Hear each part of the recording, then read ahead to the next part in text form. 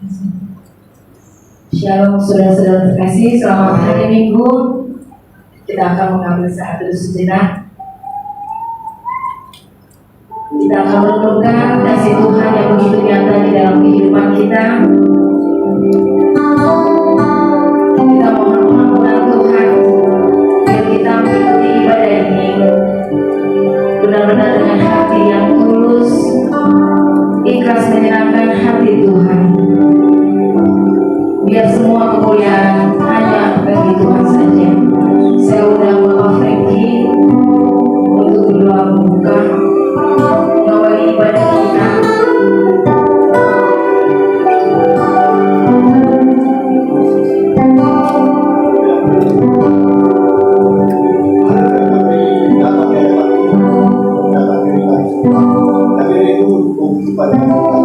Biar kami merasa itu haus lapar, datang berjuang kepada kita. Kau Allah yang berserta yang Tuhan.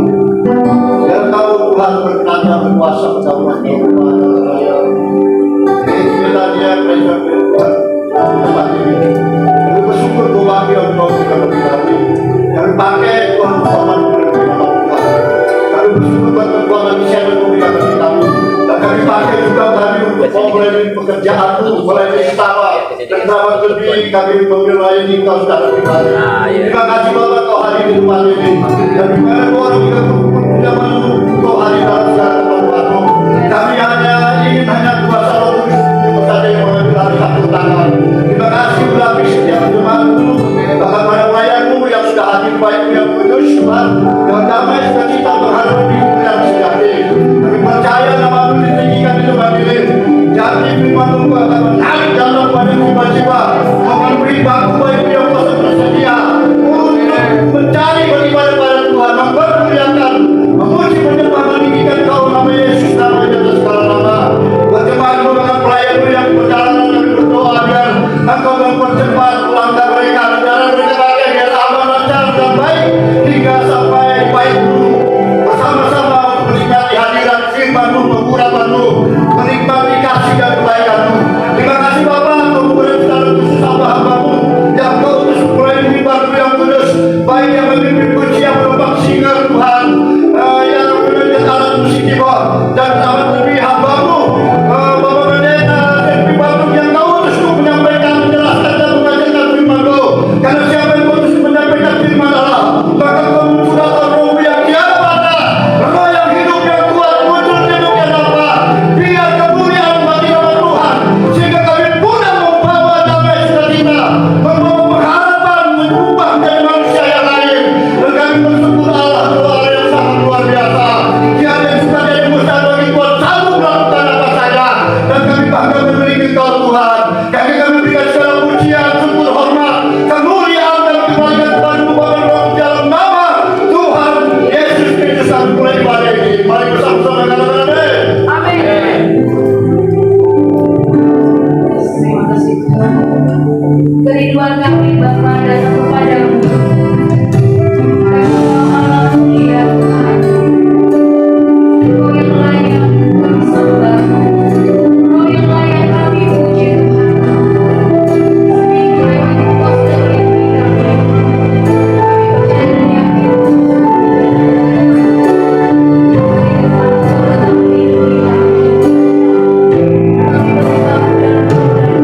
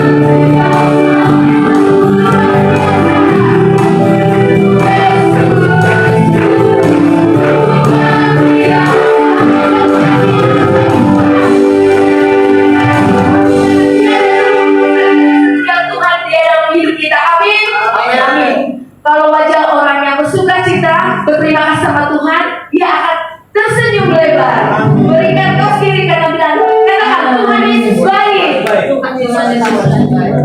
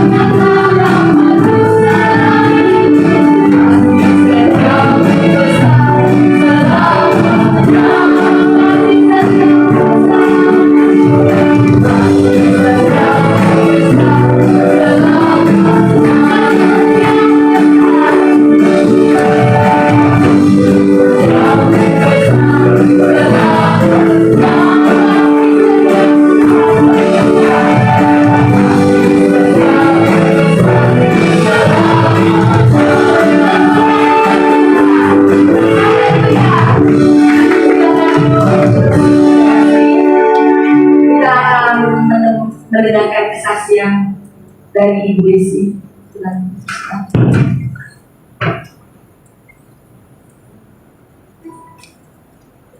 Shalom, selamat pagi, selamat hari Minggu, umat Tuhan di tempat ini. Saya mau memberikan kesaksian betapa kita walaupun pelayan setiap hari melayani Tuhan, tapi harus ada kepekaan. Kesaksian ini memberkati saya juga. Beberapa waktu yang lalu, saya mempunyai anak rohani, yaitu berteman dengan anak saya selama pelayanan sudah kurang lebih 12 tahun. Anak ini perempuan ya. Beberapa waktu yang lalu, dia masuk rumah sakit. Dirawat di rumah sakit Geraha Kedoya Kedung Jeruk. Lalu anak saya bilang begini, Mama mau jenguk, namanya Wendy ya, perempuan. Mama mau jenguk Wendy, cuma waktu itu karena pelayanan agak mepet, saya bilang jangan hari biasa, saya bilang. Jadi kita akhirnya menjenguk dia itu kurang lebih hari Sabtu pagi. Saya datang ke sana, Saya melihat karangan bunga, terus apa namanya, makanan, kue-kue, itu saya percaya bahwa orang sudah banyak sekali yang datang ke sana. Karena Wendy ini salah satu koordinator doa Jakarta dan Jabar, sebuah gereja yang berpusat di Surabaya. Umur Wendy ini baru kurang lebih 30 tahun Bapak. Waktu saya datang ke sana, pas ada bersama dengan mereka punya salah satu petinggi di gereja mereka. Saya lihat mereka sudah berdoa segala macam. Saya sama Pak saya cuma duduk, dia di ruangan VIP. Saya duduk di pojokan, udah kelar semua. Nah, cuma karena saya akrab ya dengan anak ini, jadi saya dan Pak saya sudah seperti keluarga. Setelah tamunya mereka, padahal masih jam 10 pagi itu Bapak Ibu. Tamunya sudah pulang semua. Wendy cuma melihatin saya gitu. Terus anak saya bilang gini, "Mama, berdoa gua buat Wendy." Saya sama Pak saya bilang, saya gak lagi untuk berdoa sama sekali. Saya mendekati Wendy, sebelum dia saya bilang, Wendy kayaknya waktu lagi ya didoain. Sudah terlalu banyak doa yang dinaikkan untuk kamu. Itu nggak didoain, ini tentu. Tapi dia sudah mulai seperti berkaca-kaca. Ya, saya tanya diagnosanya dokter apa Wendy kamu masuk di rumah sakit? Mereka pun nggak tahu diagnosanya apa, tapi anak ini mengalami seperti depresi, seperti sakit gitu. Jadi masih observasi. Tidak diketahui penyakitnya apa, tapi sampai 10 hari dirawat. Itu. Nah, waktu kita datang itu dia juga cepat-cepat mau masuk ke ruangan apa itu ya? Iya, untuk diobservasi lagi gitu. Saya dapat sesuatu sebenarnya sesungguhnya dia tidak sakit. Gitu. Waktu saya keluar dan saya berdoa dalam hati, terus saya bilang Tuhan, saya tahu, tapi belum waktunya untuk saya bicara. Nah, sesudah berapa hari habis saya dijenguk itu kurang lebih hari Rabu, anak saya masih bilang begini. Hari Senin sebelumnya saya sudah mendapat penglihatan mengenai Wendy. Saya melihat ada sebuah panah, tapi panah ini besar. Seperti dibilang tombak, tapi bukan tombak, dia panah. Ditusuk di dada dan ada di kepala. Anak saya bilang begini, Wendy, Mas ya, Mama, Wendy bilang kalau Mama dapat sesuatu tentang dia, tolong dikasih tahu. Bapak Ibu, waktu saya dapat hari Senin tentang hal ini, waktu saya berdoa khusus untuk Wendy, saya melihat penglihatan itu, saya bilang Tuhan, kalau ini dari Tuhan, saya nggak akan ngomong. Harus Wendy sendiri yang minta konfirmasi dengan saya. Baru saya akan mengatakan kepada dia apa penglihatan saya. Cuma beda 2 hari. Pagi-pagi, hari Rabu pagi-pagi anak saya sebelum kerja, dia bilang, Mama, kata Wendy, kalau Mama dapat sesuatu tentang dia, tolong dikatakan kepada Wendy. Bapak Ibu, saya tidak bicara kepada siapapun, termasuk kepada Mas Ferry, saya tidak bicara tentang penglihatan saya. Saya bilang, oke, Mas, nanti Mama sendiri yang telepon dari Wendy. Nah, itu pun karena kesibukan dan dia juga masih di rumah sakit, sepertinya close kontak. Sampai kembali lagi pada hari Sabtu. Hari Jumat, anak saya masih nanggil, Mama, belum telepon Wendy juga. Oh iya, saya bilang lupa. Sabtu pagi, itu pun karena dikejar-kejar Mas Ferry, telepon dulu. Saya telepon pagi-pagi. Saya tanya, gimana Wen, kabar? Tante, dia bilang, Wendy ngerasa tante dapat sesuatu. Dia bilang. Nah, sekarang sebentar bicara apa yang Wendy rasa dulu, saya bilang. Nah, beberapa bulan yang lalu tante Wendy mimpi. Sebelum dia berangkat ke Surabaya, jadi ada waktu itu semua pendoa-pendoa cabangnya gereja ini ada pertemuan di Surabaya, dipimpin langsung dengan Gembala Sidang Pesantren Surabaya. Nah, dia bilang di 2 hari tante sebelum Wendy pergi berangkat ke Surabaya, Wendy dapat mimpi. Dia ceritalah pada saya mimpi itu. Saya bilang itulah penglihatan yang saya dapat. Dia nangis dalam telepon itu. Dia bilang, itu tante, harusnya Wendy itu udah warning waktu dapat mimpi itu. Tapi Wendy tetap. Akhirnya pada waktu 3 hari mereka ada pertemuan itu, semakin hari dia semakin drop sakit dan sampai akhirnya dia masuk rumah sakit itu, Bapak Ibu. Nah, saya mau mengatakan begini, Bapak Ibu. Wendy ini kurang apa hubungan dengan Tuhan. Dia salah satu orang yang memberikan setiap hari untuk gereja mereka renungan harian. Jadi mereka tuh sudah ada pos-posnya ya, dengan dia berdoa. Jadi setiap hari dia memberikan renungan kepada jemaat mereka, termasuk saya ya. Saya bertahun-tahun sudah dikirimin begitu, dia kirim. Nah dia ini juga sudah mengeluarkan buku 4 macam buku Kristen. Dan itu bestseller.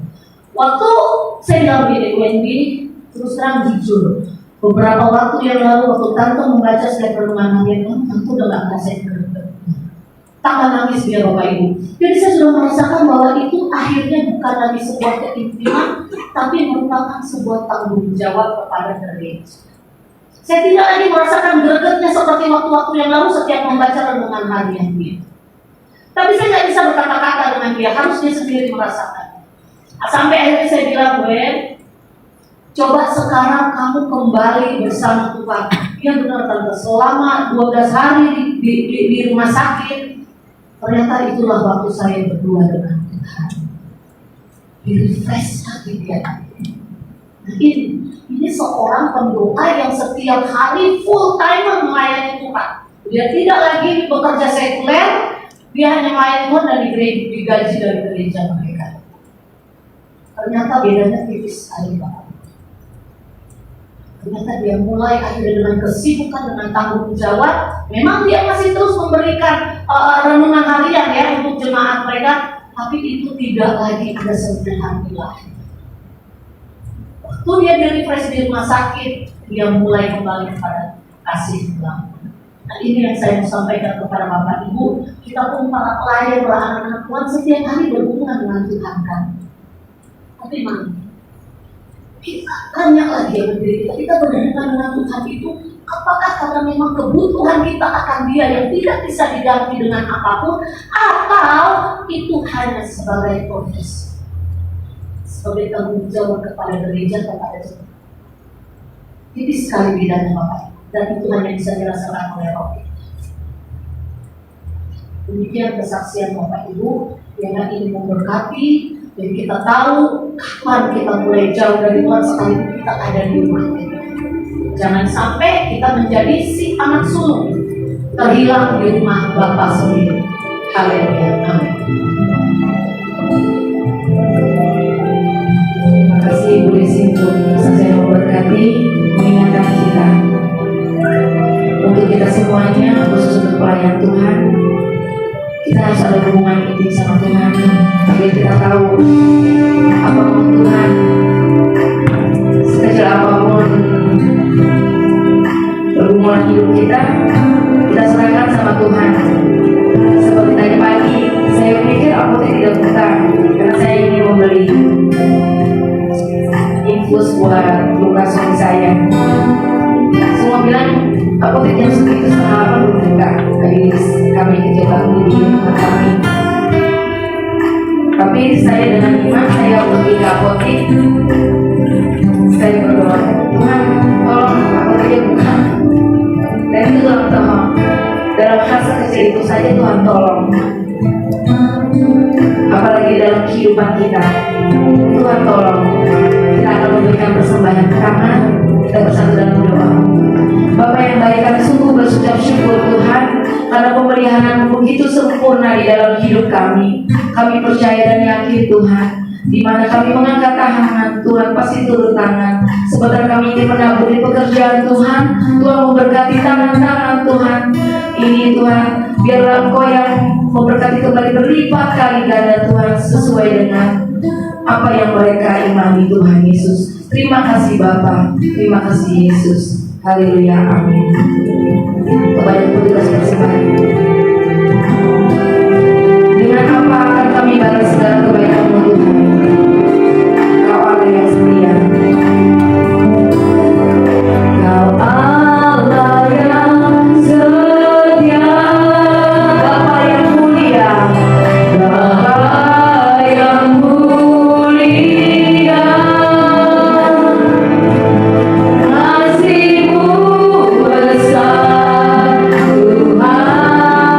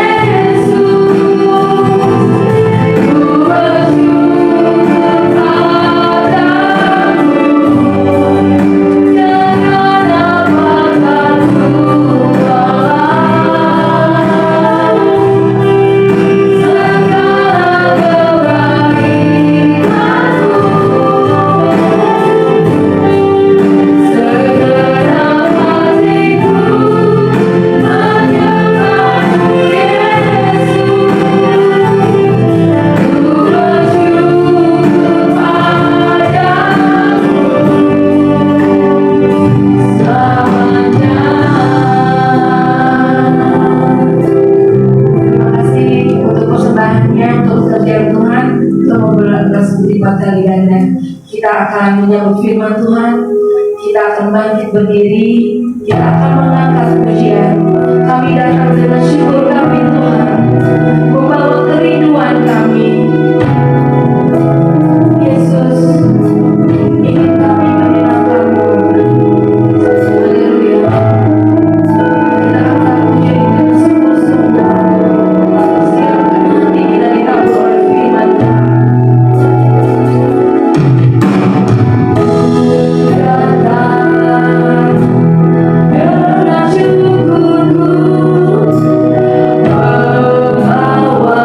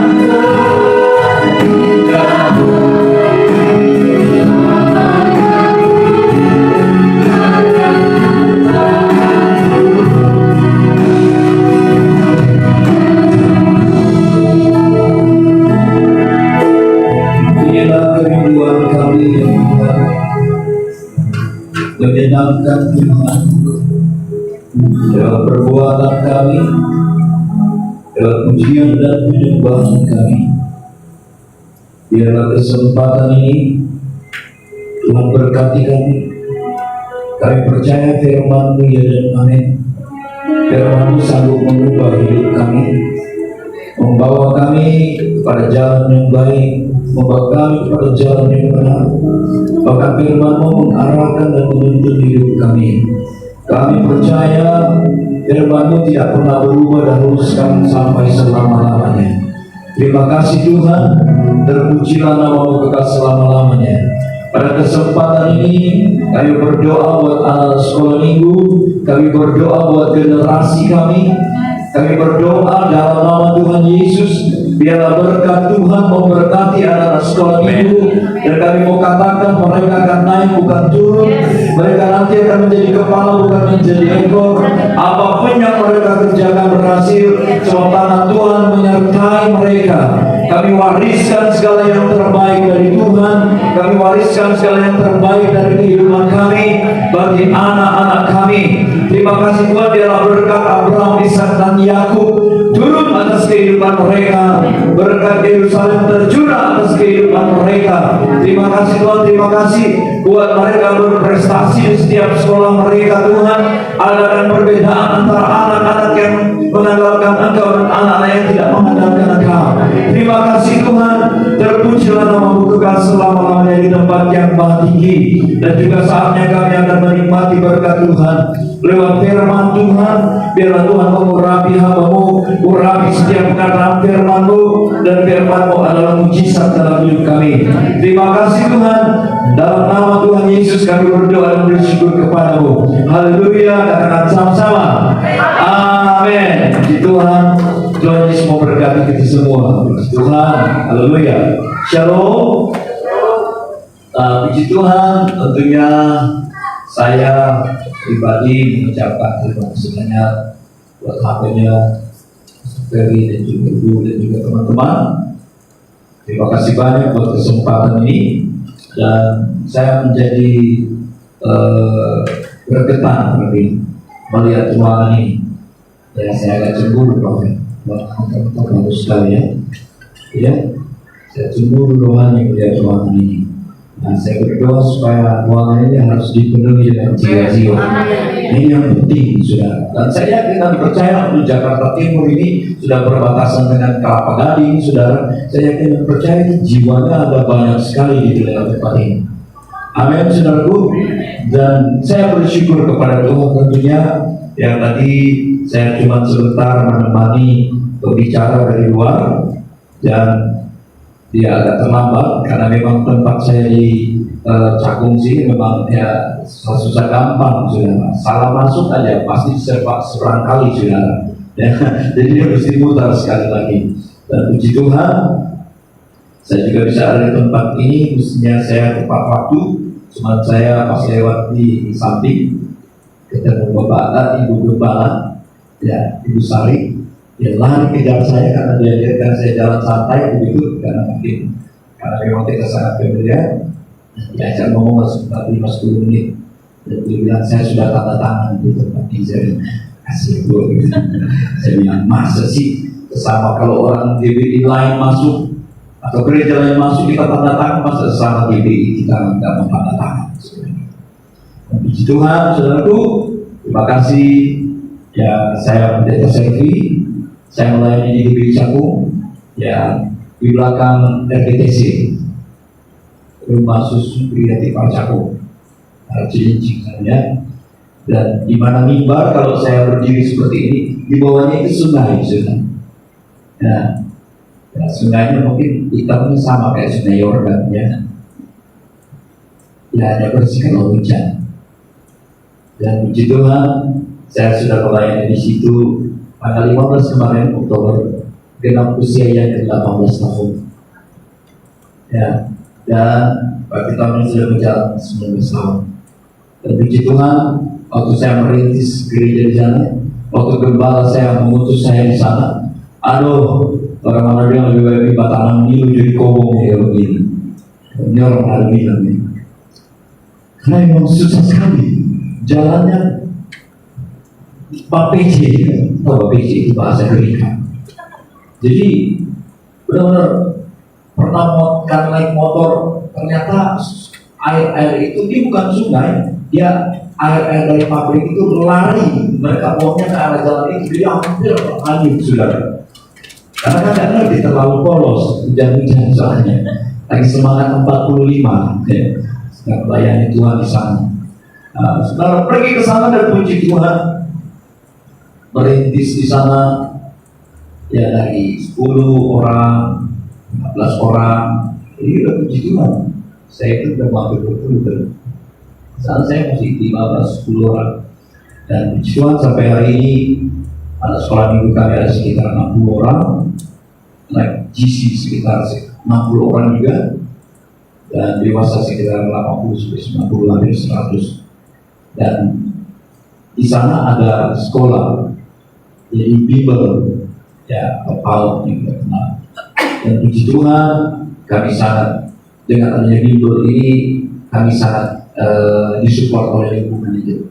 Ya, jadi ada orang Sunda, orang Jawa, orang Madura, anak-anaknya sekolah di sana sudah. Sekolah di TK kami, ya belum TK ya atau sekolah di sana, dan puji Tuhan sudah banyak yang menjadi berkat karena sudah hampir sekitar 10-12 tahun sekolah yang ada di sana. Dan puji Tuhan, saya bersyukur ya sampai hari ini masih bisa melayani di sana. Tuhan terima kasih tentunya juga saya pribadi atas kesempatan ini. Saudaraku, mari kita buka Alkitab kita di dalam Matius.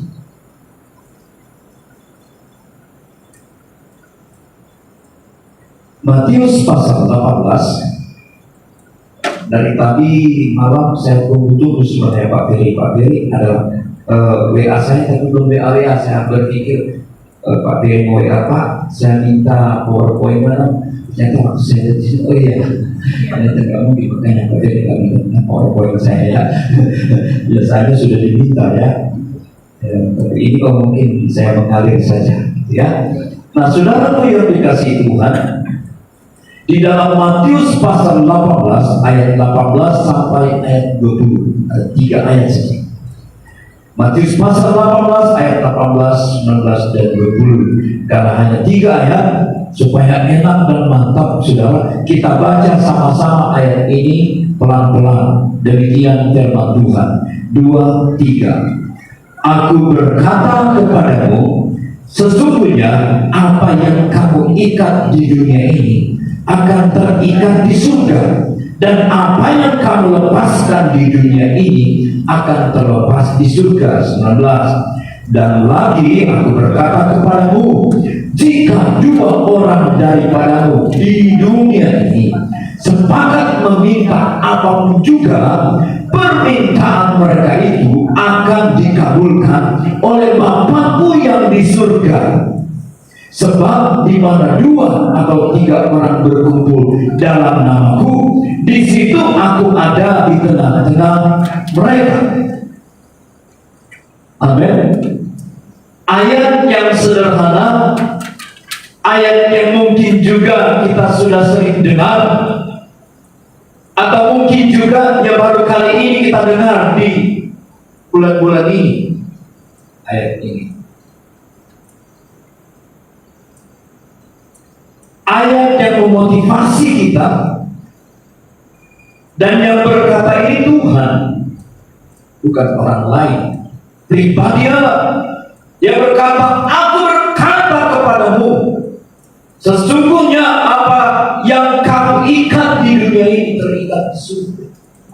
Apa yang kamu lepaskan di dunia ini terlepas di surga. Pertama, itu adalah unsur peperangan. Apa yang kita ucapkan terjadi. Dan dia katakan, untuk terjadi sesuatu, dia bilang butuh kesepakatan. Dan dia bilang nggak banyak orang, 2-3 orang berkumpul. Itu dasarnya. Dan dia bilang, karena aku ada di situ. Kalau Tuhan ada di situ, 2-3 orang berkumpul, dia bilang, 2-3 orang bersepakat di dunia ini, minta apapun juga, Tuhan akan lakukan bagi mereka. Ini penting. Ini dasar firman Tuhan yang harus saya tekankan buat kita, sehingga kita bisa menjalani hidup ini. Kita harus melewati pergumulan yang kita hadapi, apapun juga kondisi. Oleh sebab itu saat ini tema khotbah saya sederhana: kita harus menang. Tema khotbah saya hari ini supaya waktu kita pulang, kalau ditanya sama istri atau suami atau anak-anak, "Ma, Pak, Dek, tema khotbah saya," gampang ingat, kita harus menang. Amin. Gak ada pilihan lain, saudara. Kita harus menang, saudara. Pertandingan tinggal 1 bulan lagi. Sudah masuk semester kedua di tahun ini. Apakah kau masih dalam pergumulan untuk merebut kemenangan itu? Atau kau sudah di depan pintu? Atau kau masih di belakang? Ini penting, saudara. Sebab Alkitab ini kita lebih dari pemenang. Pernah saya minggu lalu saya dengar lagu siapa berkata, kita lebih dari pemenang, kita lebih dari pemenang. Jika Allah di pihak kita, siapa dapat melawan? Orang bilang singa ada lawan. Amin. Bahkan waktu saya masih remaja, masih sekolah, masih SD, ibu gembala saya sering nyanyi begini: ku menang bersama Yesus Tuhan, ku menang di dalam peperangan, ku menang atas segala setan. Bilang kiri kanan, peperangan kita melawan setan, peperangan kita melawan setan. Sudah ngomong, peperangan kita bukan peperangan kita melawan setan, amin. Bilang, bukan melawan kamu, gak keras dengan kamu. Dan setuju katakan amin. Ini gak baik-baik buat musuh saya lewat lagi. Lebih baik ada dia daripada dia. Konsep ini nanti. Karena kita akan menang bersama dengan Tuhan, melawan penguasa-penguasa, penghulu-penghulu yang jahat di udara, saudara. Paham? Jadi bukan lawan kita. Lagi dia aja, dia ke bawah ya, nggak usah pusing. Tapi mentalitas kemenangan itu harus ada di setiap hari dalam hidup kita. Orang mau ngomong apa tentang kita, nggak ada urusan. Yang saya mau dengar apa kata Tuhan tentang saya. Karena saya nggak enak tentang saya kayak gitu juga. Tante saya, tante paling tahu, tante saya kalau dia lihat saya jadi pendeta hari ini, dia berpikir udah mujizat saya jadi pendeta, ya? Karena tante ini yang paling tahu keluarga kami. Kasih, Kiki, semua kita Manado di Botoling khususnya. Ya, kalau aku bilang nggak tawar-tawar kalau menjadi pendeta. Nah, karena tidak ada satu, ya mungkin cuma saya bilang kalau saya jadi gembala, adik saya juga jadi gembala di Papua, adik saya juga siap pelayanan, juga adik saya belum bisa melayani. Saya cuma katakan satu, itu hanya karena doa peperangan orang tua saya sehingga saya jadi pendeta. Waktu papa saya bertobat, gembala kan meminta dia sekolah di RMHJ. Cuma papa saya bilang begini, biar kita anak dia jadi pendeta. Itu kami belum mengerti waktu itu, karena masih SD kelas 6 saya. Berarti adik-adik yang lain masih ada mungkin masuk sekolah. Tapi waktu papa saya bertobat, waktu gembala kami mau bilang sekolah papa saya, enggak belum. Biar anak saya jadi pendeta. Itu saya tahu setelah beberapa tahun kemudian. Dan benar, empat kami saudara puji Tuhan semuanya melayani Tuhan. Kami semua melayani Tuhan secara putar. Amin, saudara. Nah, saudara yang dikasihi Tuhan, kita harus menang. Tuhan, shalom. Nah, sekarang kita berkhotbah. Jadi tadi oleh pembukaannya Jadi jangan harap semua support Pak Bro.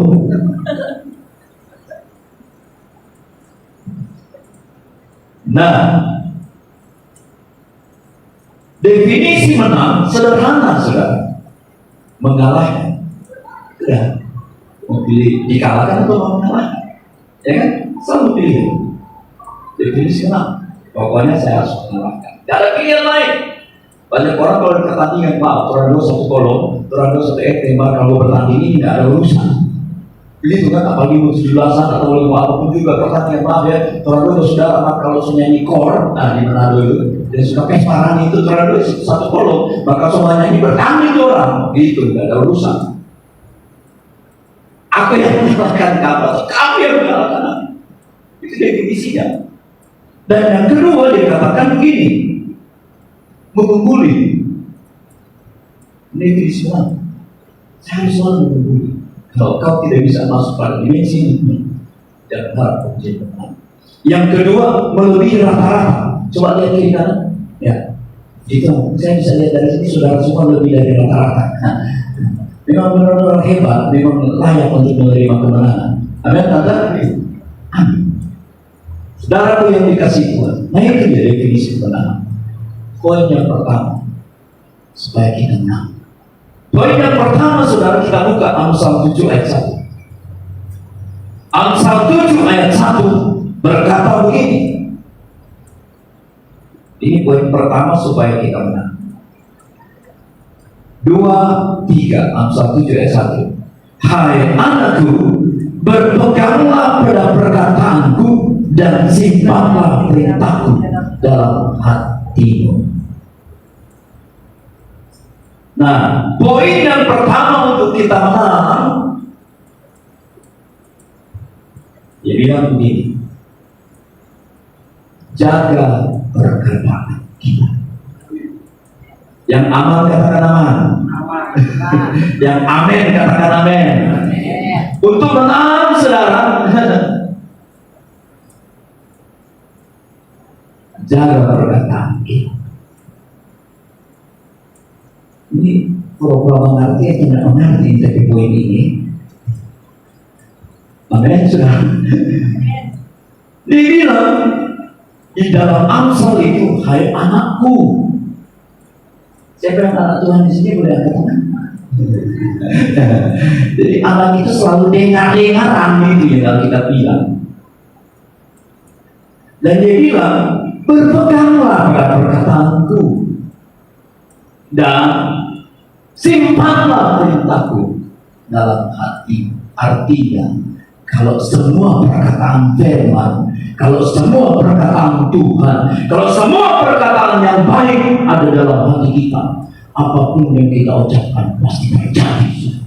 Kalau kau berkata hari ini kau ganteng, engkau akan tetap ganteng sampai Tuhan datang. Kalau kau berkata hari ini kau keren, engkau akan keren sampai Tuhan datang. Bilang kiri kanan, sesama orang keren jangan sombong.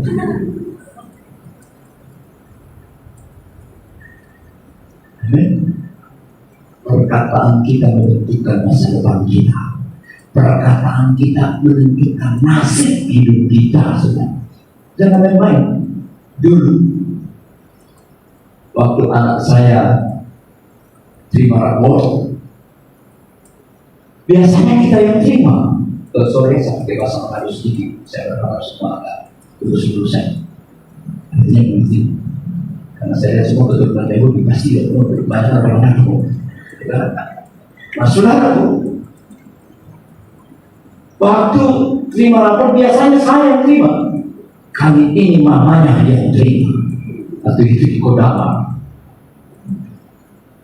Tinggal besoknya mau dibalikin, jadi udah seminggu. Besok mau dibalikin baru lapor saya. Saya buka. Hampir saya telepon pemadam kebakaran, saudara. Nah, kok kayak merah, hitam, merah, merah, hitam, merah, merah. Aduh, kasih ya, tapi mau telepon pemadam kebakaran nama nyalain merah banyak. Cuman kita bilang begini sama dia, sini, namanya Faris, pasti saksi. Faris, semester ini dengan merah, hitam, merah, hitam, merah itu. Semester berikutnya pasti hitam semua. Besok Berikutnya dong Pak, begitu Pak hitam semua. Begitu kan. Coba kalau kita bilang, duduk ingat sama PNS saudara. Kayak pas sampai bilang begini. Ingat anak-anak sekarang makin canggih. Itu dia nggak jawab. Siapa dulu dong bapaknya?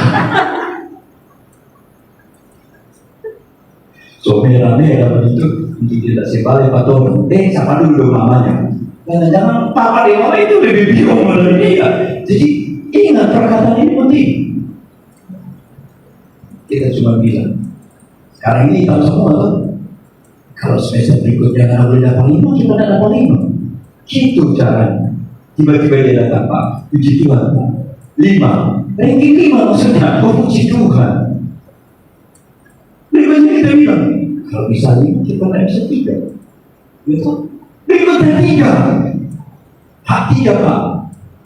Tetapi yang begini, kalau bisa 1 atau 2, kita tidak 1 atau 2. Dia bilang Pak 2 Pak, saingan berat. Perkataan itu penting. Apa yang kau ucapkan bisa mengubah sesuatu. Dan perkataannya kita beda. Bilang kiri kanan, perkataan kita beda. Saya ceritakan bedanya. Mau saya ceritakan bedanya. Ingat ya, waktu Tuhan menjadikan segala sesuatu berlebih. Jadilah bumi, betul? Jadilah langit, betul? Jadilah cakrawala. Berfirman Allah, jadilah laut. Jadi kan, Tuhan boleh nggak bilang, tanah, jadilah manusia. Jadi kan, pasti jadi karena dia Tuhan. Tapi ingat, ini yang saya mau garis bawahi. Dia berlelah-lelah sedikit. Dia berlelah-lelah sedikit. Waktu kita masih SD suka main orang-orangan. Dari tanah, orang bilang tanah ini. Jadi orang-orang ada pegang senjata, orang lu suka diri-diri bikin panser, bikin foto. Apa foto? Saya tahu sendiri. Nah, bikin. Cuma bedanya orangnya nggak hidup. Tapi waktu itu dia berdoa sedikit, Alkitab bilang itu dia bikin dari tanah. Terus dia begini. Oh sudah nih. Di firman Tuhan itu dia berkata, baiklah kita menjadikan manusia serupa dan segambar dengan kita. Setelah proses penciptaan, setelah jadi orang-orangan, menurut saya waktu saya cerita waktu SD, dia begini. Dia hembuskan nafas, dia hembuskan nafas Allah, dan jadilah manusia. Perkataan itu dan nafas itu dia taruh di atas kita.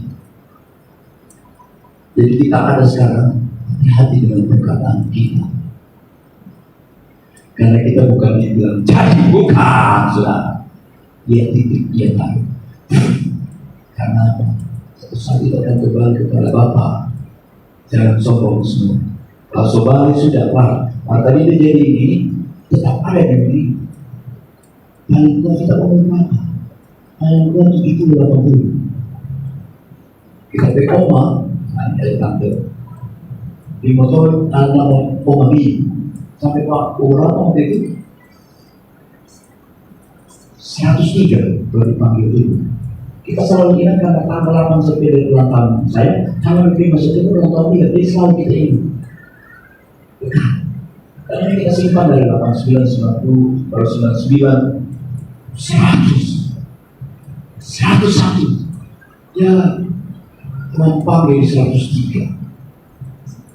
Itu pun kalau nggak dijam dari segi kobong, dia makan apa nasi jagung sampai dia mati. Dia tidak makan seorang itu orang rakus. Dia cuma tapi obat ikannya ini mau makan kesabaran menang atas perkataan kita. Kita harus menang atas perkataan kita. Yang setuju katakan amin. Kalau saya bilang tahun depan saya pasti sukses, tahun depan anak-anak saya pasti berhasil. Berhasil! Jangan bilang pada anak-anaknya kasihan. Kalau dia jumpa Pak Imam begini, ya menidor begitu juga. Semua bisa menidor lah sekarang. Pesimis. Bilang dia, ya Papa mau begini. Kamu pasti jadi lebih hebat dari Papa Mama. Bukannya Papa sebagai mana lewat apa Papa di Mama. Masih juga jadi perkataan kita harus membangun angkat dia setinggi di langit dengan perkataan kita. Dan itu menjadi motivasi untuk dia naik tinggi.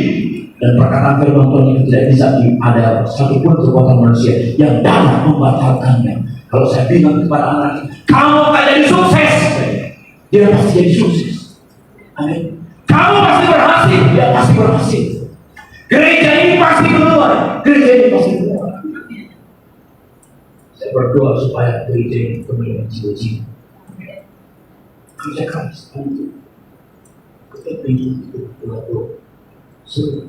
Jangan minta jemaat yang sudah berjemaat, minta jemaat yang jarang ke gereja. Banyak jemaat orang Kristen yang tidak pernah ke gereja, saudara.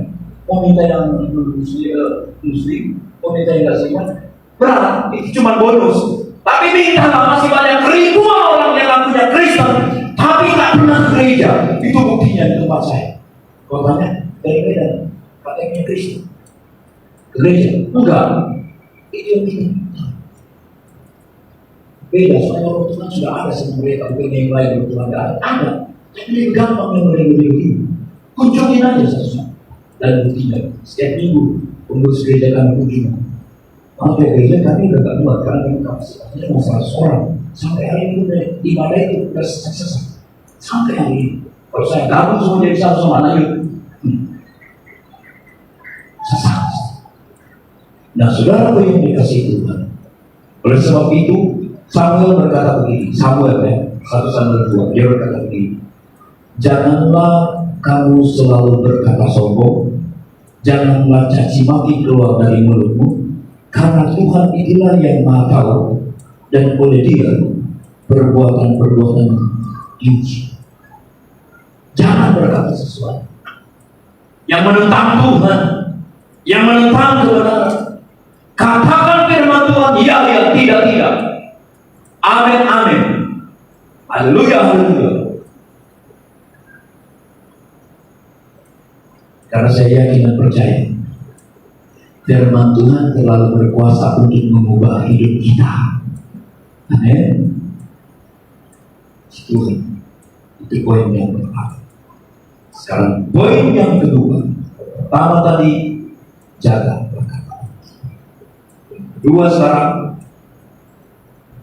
maaf ya, karena saya mesti mutar nanti kondisi.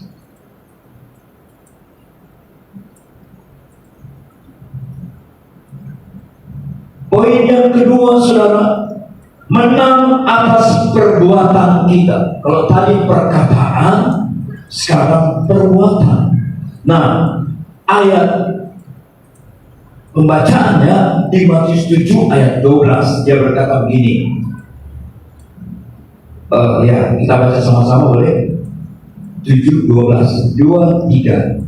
Segala sesuatu yang kamu kehendaki supaya orang perbuat kepadamu, perbuatlah demikian juga kepada mereka. Itulah isi seluruh hukum Taurat dan kitab para nabi. Oh, ternyata untuk kita menang, kita juga harus menang atas perbuatan kita. Perbuatan kita itu penting. Amin. Apapun yang kita lakukan, apapun yang kita buat, dia bilang begini, setiap apapun juga yang dijumpai oleh tanganmu untuk dikerjakan, untuk dibuat, untuk dibentuk, dia bilang kerjakanlah itu seperti untuk Tuhan, bukan untuk manusia. Saya ajarkan kepada jemaat kami yang ada di gereja di Senayan, kalau kamu jadi usher, kunci pertama KPL bilang tadi, sukacita. Karena kalau usher sudah nggak sukacita, mereka masuk ke dalam gereja jemaat pasti nggak sukacita. Saya bilang nggak ada usher tiba-tiba datang, jemaat datang tiba-tiba tuh bengkel ke gereja. Dia balik lagi. Cuma karena mungkin dia udah izin dengan gembalanya ada di gereja, dia datang duduk dan dia sudah panas hatinya. Jadi kalau bisa selesai khotbah seperti saya hari ini, cepat-cepat selesai. Pulang gitu. Atau ada hasil, oh puji Tuhan, Pak, silakan Pak, masuk, duduk cari di depan boleh, di kiri kanan boleh, di tengah juga boleh. Silakan. Ada hasil begitu. Kalau sampai kita dapat tahu begitu, kita tampeleng. Belum ambil hasil begitu. Kita pilih melayani Tuhan, melayani jemaat. Satu jemaat yang datang itu harganya 1 miliar, saudara. Jangan main-main. Jadi kalau ada 100 orang itu ada 100 miliar, kaya pendetanya. Amin. Ibaratnya seperti itu. Jadi jangan lihat ya lagi, mari masuk. Saya bilang hati-hati kamu. Jadi harus paksa senyum, saya bilang. Dari jauh sudah harus senyum. Pendetanya serius. Singernya asalnya kan di depan. Jadi 10 menit lagi pendeta sampai. Kan dia lihat. 5 menit lagi pendeta sampai. Sampai lihat. Mobilnya itu pendeta. Saya pun saya nggak pernah lihat mobilnya, tapi saya udah tahu. Pokoknya ada yang mobil lain aja masuk. Di jam-jam mau ibadah itu pasti langsung. Itu pendetanya. Langsung masuk ambil posisi dan baris semua sudah. Nyambut pendetanya. Saya parkirin dulu. Saya calon masih pendeta calon pendeta. Harus senyum. Kalau cemburu sudah, tahu cemburu tidak ngerti saya. Jemaat masuk pun cemburu. Sampai nyanyi pun bedanya ahos-ahos sama nyanyi itu jemaat tak mau nyanyi. Gara-gara kuncinya di situ, tidak ada semangat, tidak ada sukacita. Coba lihat kiri kanan ada sukacita. Oh, puji Tuhan. Karena saya tahu masuknya memang penuh sukacita. Tapi perbuatan kita itu mempengaruhi banyak orang. Dan perbuatan kita itu menghidupi banyak orang. Perbuatan kita apa itu? Di gereja aja, jaga apa? Persembahan, amin. Melayani, amin. Singer, musik, perbuatan tangan kita. Kerjakan dengan sungguh-sungguh, saudara. Kenapa ya Tuhan bilang setiap pekerjaan yang dibalas itu dikerjakan seperti itu? Emang ada yang bekerja sekalipun di dalam gereja cuma hanya formalitas? Emang ada? Mungkin saja ada. Atau memang tidak ada produktivitas? Mungkin saja ada. Sudah capek mungkin kerjaan ini lagi. Memang ada. Bisa saja ada. Yang terbilang kerjakan seperti itu. Jadi pendeta mau tegur, pendeta mau lihat, pengerja mau lihat, gak ada urusan. Saya kerjakan untuk Tuhan.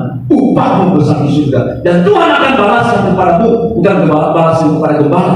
Nah, amen. Situ, saya biasanya makin lama makin panjang Pak Pendeta. Dan makin panas biasanya. Maaf ya Pak ya. Kita selalu cepat-cepat selesai. Kayaknya perasaan ini gak enak kita. Tidak enak perasaan kita. Baru kali ini kumama gak undang gitu. Tapi perasaan enak. Nah, saudara yang dikasih Tuhan, perbuatan kita menggambarkan dan mencontohkan bahwa kita orang Kristen. Kita anak Tuhan.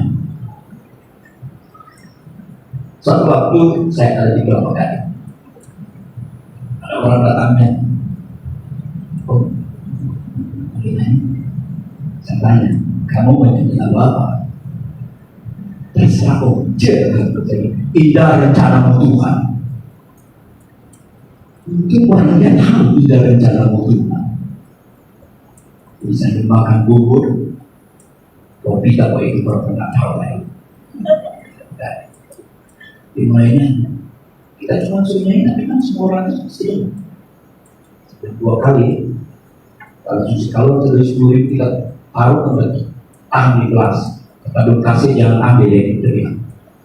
Nyanyi dia, indah rencana Tuhan di dalam hidupku, walau ku tak tahu dan ku tak mengerti semua jalanmu. Dan terusnya saudara bilang, saya kita lagi khotbah itu bukan menyanyi. Nah saudaraku, perbuatan kita bisa menjadi berkat bagi banyak orang. Nah, ternyata di situ memang banyak orang Kristen. Dan saya melihat saudara, mereka ngasih goceng, 10.000 goceng, perbuatanmu bisa menjadi berkat sekalipun kelihatannya sederhana sekali. Satu waktu saya parkir mobil di Indomaret. Berapa kali? Doi sekarang kan 20.000 dan 2.000 hampir sama tuh. 20.000 dan 2.000. Kita memang semua ambil 20.000, mau ambil 2.000, dia datang ambil 20.000. Tapi tanya, kasih om. Semua cari-cari kan mana tapi 20.000 sih.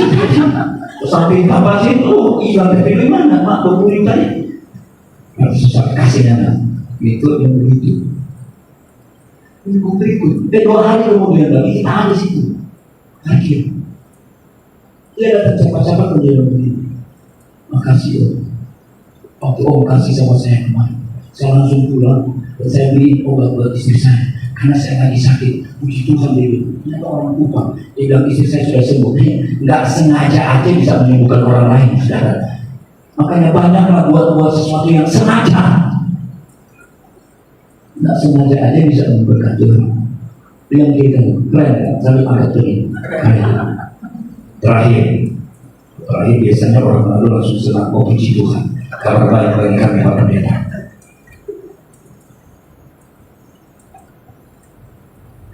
Menang atas kesaksian ini. Nah, ayat ini dia bilang begini, 3 Yohanes 1 dia berkata begini, ayat 3. Sebab aku sangat bersuka cita ketika beberapa saudara datang dan memberi kesaksian tentang hidupmu dalam kebenaran, sebab memang engkau hidup dalam kebenaran. Jadi saudaraku, saya tutup Alkitab saya supaya yakin memang betul-betul sekelar. Ini poin yang terakhir. Tidak percaya sudah lagi. Poin terakhir, kita tutup dengan kesaksian. Karena ini kita harus menang kesaksian. Saudara sempat alami delta. Zaman delta itu jenis makanan Hongkong dan bukan. Jadi COVID-19 zaman delta itu maksud. Jadi bukan jenis makanan. Kalau kok babi kita semua makan, hari ini dari sama makan. Nah, kenapa kami berubah seperti itu? Karena memang dari dulu itu ada teman dokter lah, ya. Datang dia belum. Tapi sebelum dia datang, dia bilang begini, coba video call dulu. Video call. Pas video call kita berempat, dia bilang begini, saya curiga kalian berempat. Oh, darah Yesus ini apa ini?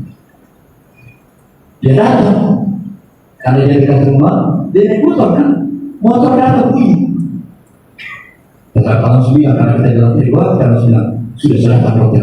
Turun aja, turun ke bawah. Dokter mana? Anak tadi doang, dokter mana? Balik lagi. Kenapa balik lagi? Mau ambil alat, katanya curiga kita. Si Patrick datang. Dia bilang begini, ini dokter ini dia pernah jadi dokter di Bandung. PBB dari pemerintah Indonesia. Datang, periksa, dia bilang begini, Pak, saya tulus. Pasien saya rawat sampai akhirnya 9, 10 sama bapak, 11 sama adik-adik ini, 12 sama adik ini lagi, 13 sama adik ini. Kalaupun saya mati, kalau diambil Tuhan, saya sudah rela. Saya selama ini Pak, istri saya bilang nggak boleh pulang ke rumah. Jadi saya tidur di mana aja saya bisa tidur. Orang dokter. Bagi dia bilang itu udah didikan. Aman. Ya bisa. Hasil pemeriksaan, hasil rujukan negatif. Ya, puji Tuhan. Hasil pemeriksaan dia tulis merah beli positif. Sampai saya bolak-balik ini dok dasarnya itu udah saya. Kalau nggak lihat nih merah 2. Tiga-tiganya sudah ada bayang-bayang. Jadi dua-dua. So ketiganya itu sudah ada bayang-bayang. Bilang apa ini? So tiga begini, nah, sudah. Kalau itu istri anak itu sama hasil. Oh ini tidak butuh kali ini. Orang datang ke Kelapa tapi besok periksa lagi. Dengan jam 2 besok hasilnya tetap juga positif semua. Tak percaya. Datang ke Yosudarso. Apa? Maming itu? Iya itu yang Yosudarso. Yang orang datang itu dokter yang pakai astronot yang cuci sampai sakit sekali. Orang cuma yoto. Ya aja. Pak, besok jam 2 ya hasilnya. Nanti dikirim. Oke, besoknya jam 2. Periksa, ini terakhir. Hasilnya juga negatif. Hasil pemeriksaan empat-empatnya saudara merah, positif. Saya mulai buka salah tulis saudara orang ini. Apa ini? Saudara, sebagai gembala, sebagai imam, penanggung jawab, kita berdoa. Saya bilang begini, Mama tenang aja. Paris Desa tenang aja. Ya apa yang doa? Keren Mama. Orang itu setan-setan lagi itu tidak kelihatan. Doa terus doa sampai punya gemetar, karismatik banget. Mereka karismatik sekali. Sampai kaki tangan goyang-goyang, kaki goyang-goyang. Tidak Tuhan. Kita jangan dapat penglihatan. Puji Tuhan dapat penglihatan. Peti mati 2 biji dari emas. Mau Pak Ben? Mau mungkin. Peti mati dari emas. Mau? Ada yang mau peti mati dari emas? Ada yang mau emas sebesar ini? Mau? Pasti mau. Kalau sudah peti mati dari emas, mau? Ada yang mau? Masih emas. Tapi masalahnya peti mati. Saya darah Yesus. Sudah. Nanti semua berangkat orang dua. Artinya kita ini paling kecil, kan orang yang paling berat. Kita bilang darah Yesus, tiba-tiba bilang, ingat, iblis bisa menjelma seperti malaikat terang, tawarkan sesuatu yang terbaik. Kalau kita nggak tengking, terintimidasi terus. Waktu kita tengking, saudara hilang. Kalau dari Tuhan ya, mestinya sih ada terus ya kalau dari Tuhan. Kalau dalam sesuatu itu kok tengking hilang ya? Berarti tidak, tapi Tuhan sampai hari ini masih hidup. Ini maksud kita harus menang saksikan dia adalah maut sekali kita harus menang. Amin. Tuhan Yesus memberkati kita semua. Saya serahkan kepada Bapak Gembala.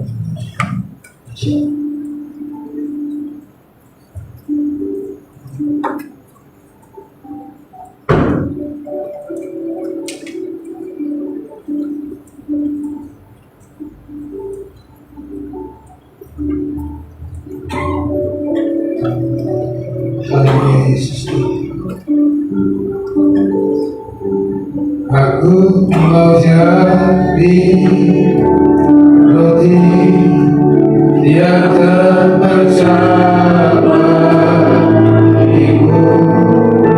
Aku mau jadi lampu yang tercurah bagimu.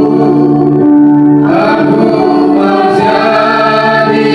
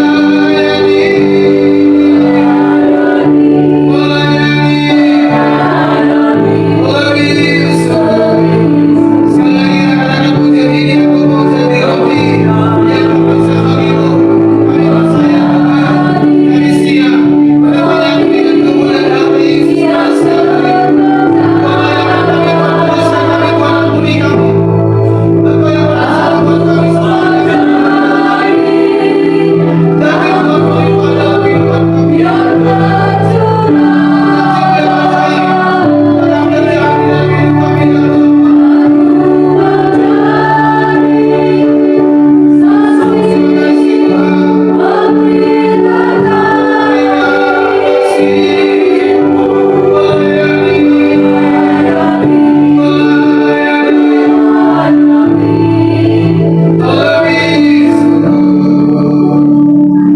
Ibu dan saudara Tuhan, mari sama-sama kita mengangkat tinggi roti dan anggur perjamuan kudus kita dalam Tuhan. Dan kita akan berdoa bersama-sama untuk kita masuk ke perjamuan dengan Tuhan pada siang hari ini. Kita minta supaya Tuhan layakkan kami, kuduskan kami, ampuni kami Tuhan, supaya kami bisa layak untuk perjamuan dengan Tuhan pada siang hari ini. Dan kami melayakkan kami, kau menguduskan kami ya Tuhan Yesus. Kami percaya Tuhan ini bukan roti lagi, bukan anggur lagi, tapi tubuh dan darah Yesus. Dan ini akan menyatu dengan tubuh dan darah kami. Dan kami melayakkan kami, menguduskan kami. Sepanjang hari-hari ke depan ini kami akan melangkah bersama-sama dengan Tuhan. Dengarkan firman Tuhan. Maka kata Yesus kepada mereka, Aku berkata kepadamu, sesungguhnya barang siapa tidak makan dagingku dan minum darahku, ia tidak mempunyai hidup di dalam dirimu. Barang siapa makan dagingku dan minum darahku, ia mempunyai hidup yang kekal, dan aku akan membangkitkan dia pada akhir zaman. Sebab dagingku adalah benar-benar makanan, dan darahku adalah benar-benar minuman. Barang siapa makan dagingku dan minum darahku, ia tinggal di dalam aku dan aku di dalam dia. Sama seperti Bapa yang hidup mengutus aku, dan aku hidup oleh Bapa. Demikian juga barang siapa yang makan aku akan hidup oleh aku. Sebab apa yang telah kuteruskan kepadamu telah kuterima dari Tuhan, yaitu Tuhan Yesus pada malam waktu ia diserahkan mengambil roti, dan sesudah itu ia mengucap syukur atasnya, ia memecahkannya dan berkata, inilah tubuhku yang diserahkan bagi kamu. Perbuatlah ini menjadi peringatan akan aku. Bukankah ini adalah tubuh Yesus? Mari kita makan bersama-sama dengan iman, dan terjadi sesuai dengan imanmu dalam nama Tuhan Yesus Kristus. Haleluya, haleluya, haleluya.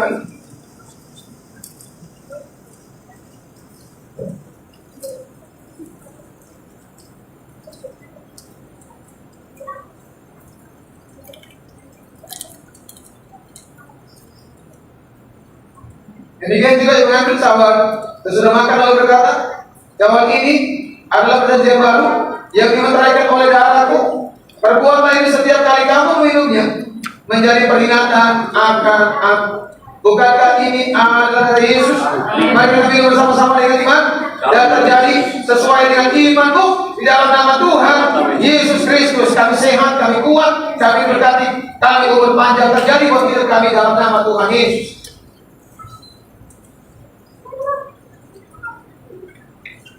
Haleluya Yesus. Haleluya. Mari kita mengucap syukur kepada Tuhan buat apa yang telah berbuat dalam kehidupan kita. Kita mengucap syukur kepada Tuhan buat siang hari ini. Haleluya. Mari ucapkan syukur kepada Tuhan. Katakan Tuhan terima kasih banyak di luar biasa buat kami. Katakan Tuhan kami luar biasa bagi kami.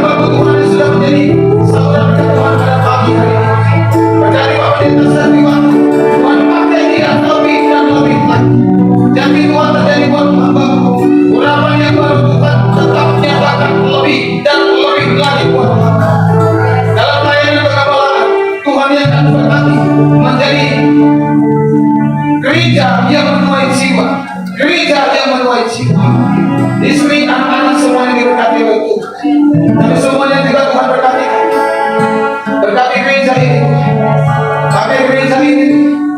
Kami percaya baik itu worship leader, singers, musik, semua yang